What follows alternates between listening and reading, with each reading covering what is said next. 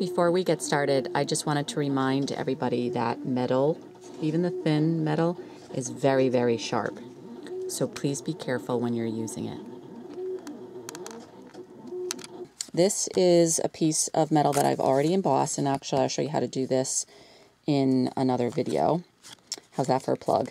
I've filled the back of it with molding paste. I just spread it out so that it filled in the debossed side so that the embossing holds its shape a little bit better.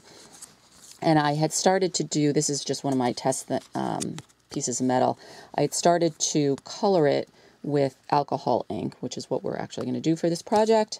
Super simple, but I wanted to show you two things. This is an embossed piece, same thing, filled in with the back, where the colored side was embossed. This one, the plain silver, was embossed. But in both these instances, if I didn't want the color, so in this case, oh, maybe I didn't want to use red, and oh, you know what? I really wanted just the shiny red to show, silver to show through, you can use rubbing alcohol to wipe off the color. So you just put some rubbing alcohol on a wipe, and with the blue, it requires a little bit of scrubbing. And in fact, if you're trying to color the blue, don't, even with the regular alcohol ink, if you rub too hard, you're going to remove the blue that's on the metal. And so you can see I've just removed a little bit more.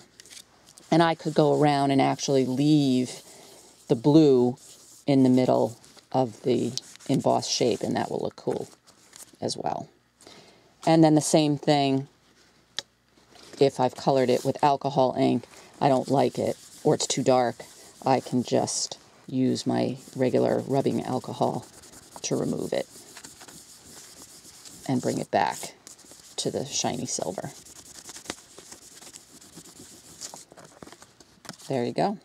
So, really, really quick, here's my embossed shape. I did not fill this one, so this one I'm going to show you how to fill. I've already embossed the metal. It's very, very thin metal. And if I wanted it to hold its shape, I will fill it with, hard molding paste, extra heavy gel, something that will dry and stay hard. And so I'll just fill the back of it.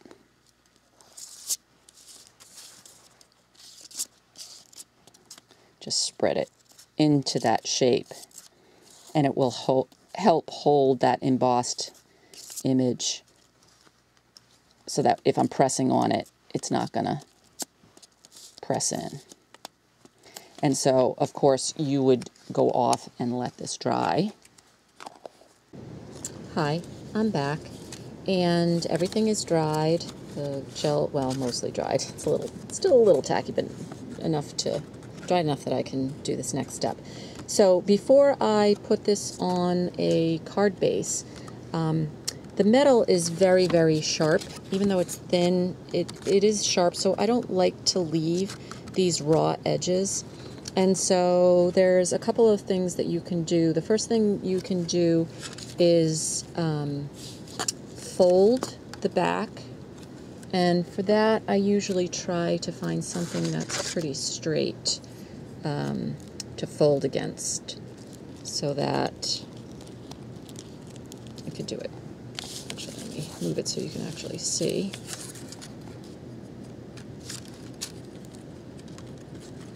So you basically line up so that the straight edge is going across, and then you can fold up. And then I use a bone folder to finish. Oops, missed that.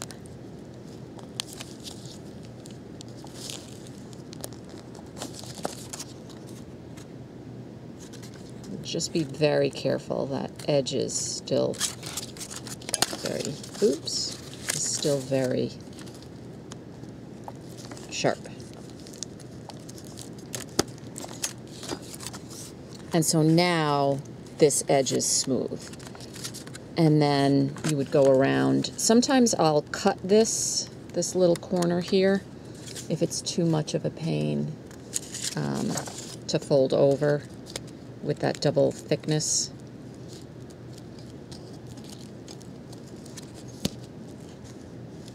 I should use something thinner.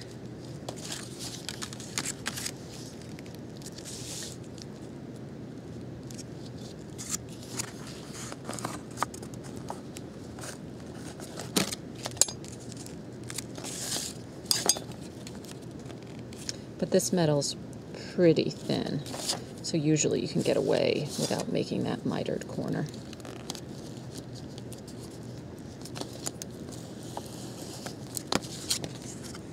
Okay, and you would just go all the way around, folding. So you get 4 nice edges, nice smooth edges. And so that was partly why I put that gel in the debossed part, because, you know, you're going to be futzing with it, and I didn't want this embossed image to smush. So that's one way of finishing it off. Again, you do 4 going all the way around. So another way that you could finish off the edges of the metal that are very sharp, I've already started to do this, is you can use a tape. In this case, I'm just using plain tape, but there's all kinds of cool tapes now. And you're just going to run it along the edge, but it's, you know, going to be half on the metal and then half off, because now we're going to fold this over, and then this over, and then this folds over to the back. And that way you get a nice clean edge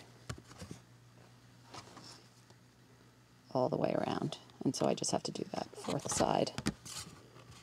But that's a nice alternative, because you'll get a nice cool border, so you can contrast the border to whatever your project is.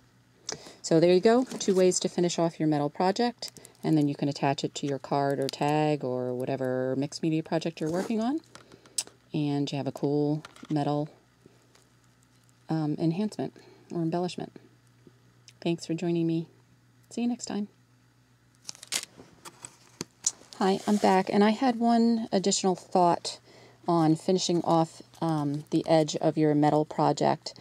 If you have a die cut machine, you know, a regular manual die cut machine, and this is just an example die. I have a really big die that I use to cut this that's just a bunch of squares.